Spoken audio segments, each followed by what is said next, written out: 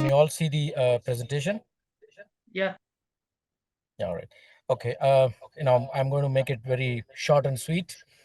The topic here is unlocking financial market opportunities in Saudi Arabia. I'm Dr. Mohideen Saleem. Short about me: I'm a Saudi Executive Premium Residency holder. I have a couple of PhDs, finance and risk management, and finance and artificial intelligence. I've been here 35 plus years, in Saudi 30 plus years actually. And my expertise is in treasury, global financial markets. I started my career as an information technology professional, and my expertise, I have other entrepreneurship, which is on medical equipments, food and hospitality sector, infrastructure, fintech, and agribusiness. And my businesses are run globally. Currently, I hold a corporate title of Head of Treasury Global Markets Trading at Arab National Bank. I've been with this bank since 2008. I'm a Tamil community leader, president of Indian Financial Professionals Forum, advisor in various leadership business forums, and I'm also a convener of Tamil associations with the Indian Embassy and All India Steering Committee. Okay, why Saudi Arabia? A lot of people, a lot of my previous brothers and speakers have touched base and spoke about Vision 2030. Vision 2030 is the goal which the Saudi Arabian government planned, and they have implemented it very nicely so far on achieving economic diversification. Saudi, as everybody knows, they know it as a oil-based economy. So the Saudi government and the Saudi leadership thought that oil is not going to be there forever. So it's a depleting resource. So we need to find alternate sources of growth for the GDP growth. So they looked at non-oil GDP growth, and Vision 2030, concentrates across all the sectors, starting from financial sector, tourism sector, sports, whatever you name it.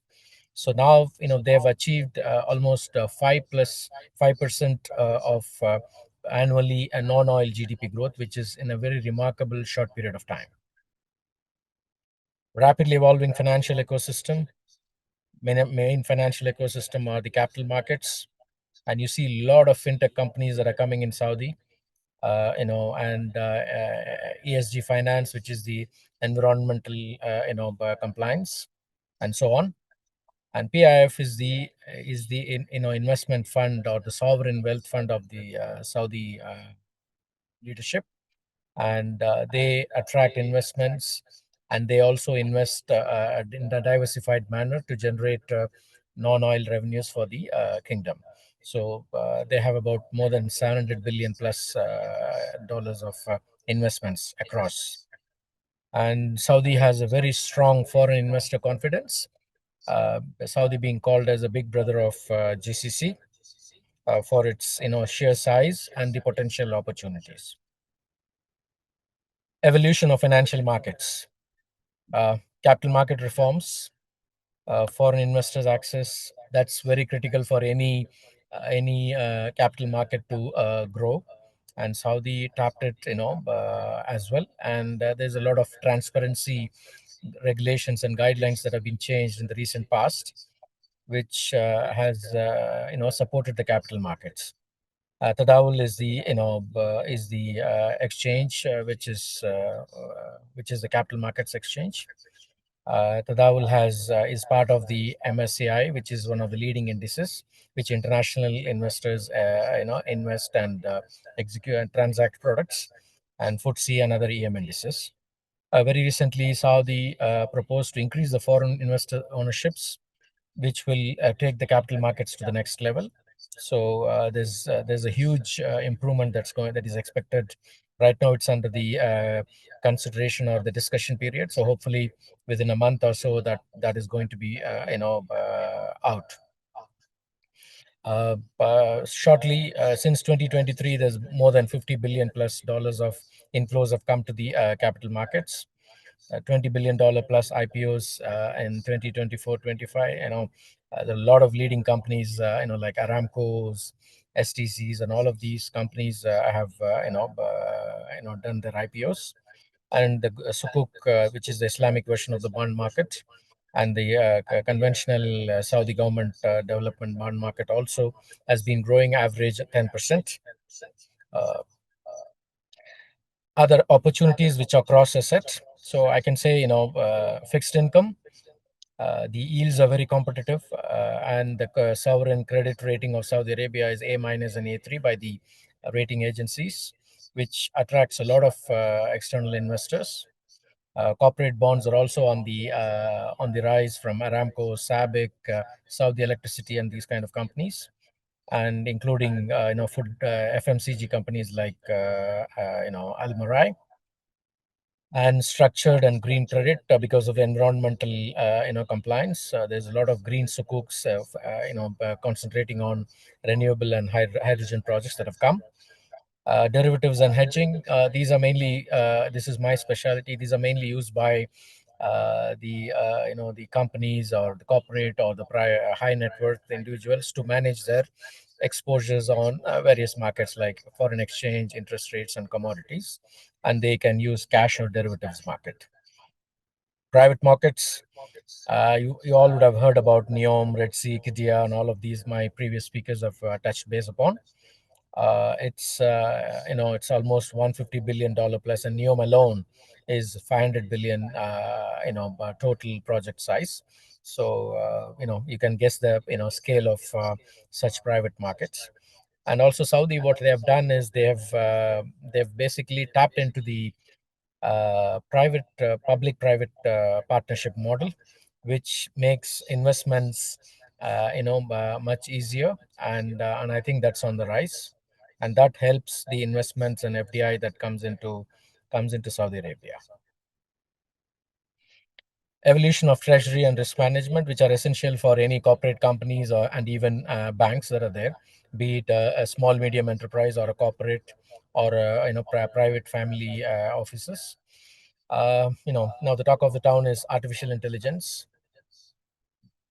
Artificial intelligence. So everybody is talking about artificial intelligence, and all the manual processes that can be automated, and that can give better efficiency are done using artificial intelligence. And in treasury, the operational aspect of it is gaining a major shift, and blockchains, cloud adoption for making cross-border payments across various sovereigns. That is also on the rise, and there's a lot of demand on foreign exchange, commodities, and interest rates hedging among the corporates and small and medium enterprises as well. There's a lot of liquidity optimization, which the central bank, which is Saudi Central Bank, previously used to be called as Saudi Arabian Monetary Agency. They're one of the very successful central bank in the region, and if I can say across the world. And there's a lot of growing need for advisory and structuring expertise in Saudi market. That's for talented individuals and the upcoming youngsters who graduate on these specialities. So they have a lot of opportunities in Saudi. Entry points, because every market has to have somewhere a point to enter, right? So I've touched base upon PIF, which is the Saudi investment fund, the sovereign wealth fund. They're part of the local institution, PIF, NDF, Tadawul, MISA, etc. I think people have touched base upon in the past. These are institutions wherein which you can enter into Saudi Arabia as external foreign investors, so as a foreign direct investment channel. And flagship projects in Saudi Arabia, like the infrastructure development projects and water and other critical development projects, are offered through PPP initiatives, and that can be tapped on by all these big investors who are looking to enter Saudi Arabia. Fintech and digitization, which is the talk of the town and across the world.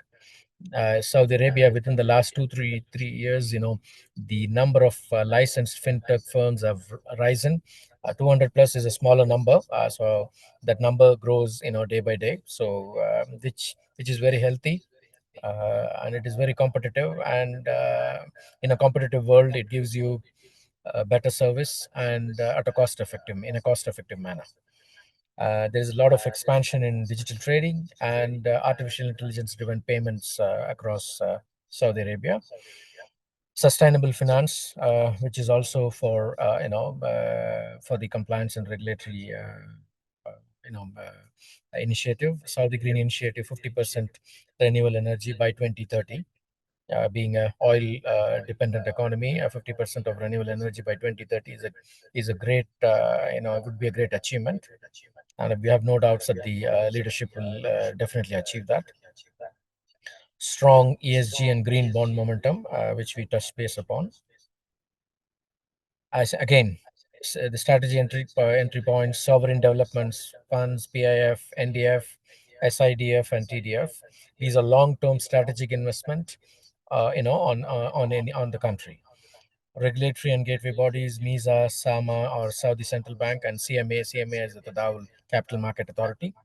They are for the entry licensing and market regulation roles. Capital markets: Tadawul and Nomu. Nomu is for small companies, and Tadawul is for larger companies, for them to list them in the Saudi stock market. Innovation and SMEs: SVC, Jada, Munshat, FinTech Saudi. There's a lot of key institutions are there. I have named a few. These are startup and venture capital ecosystem that the country is provided. And giga projects: Neom, Kidia, Red Sea, Spark. These are direct investment opportunities for all the bigger companies who wants to enter into Saudi and benefit from the economical development.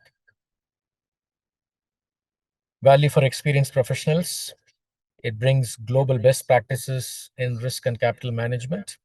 People who have this expertise are valued, and their demand is on the rise. They can support structuring, treasury transformation, and market entry. I've been in Kingdom for 30 plus years, and I've been in the global markets and treasury, as part of Citibank earlier, then Saudi American Bank, Samba, SNB, and then Arab National Bank now. It bridges international investors with the local opportunities that are there, like any other, emerging and developed market. And they can guide ESG, fintech, and infrastructure financing for the local players. So that's the value that the experienced professionals have. Opportunities that are ahead: Saudi Arabia, as we said, they wanted to be away from oil economy to be a diversified economy. It's a financial transformation story, not just an oil economy. Because I landed in Saudi Arabia in 1995, and I've seen the transformation myself. And over the last few years, the transformation has been, tremendous. Yeah. So deepening capital markets and diversified funding base. These are the opportunities that are there, because as capital markets grow, you get more opportunities, and you can participate in the actual economy. And there's a diversified funding base is available. That, if you're a nice investor, have nice funds available, and you're looking for value investing, and Saudi is providing the opportunity through all the strategy entry points. Regulatory modernization and digital finance leadership. As I said, Saudi Central Bank, SAMA, and Capital Market Authority, they are, they're one of the, very active and professional leadership who have, led this financial economy to the next level.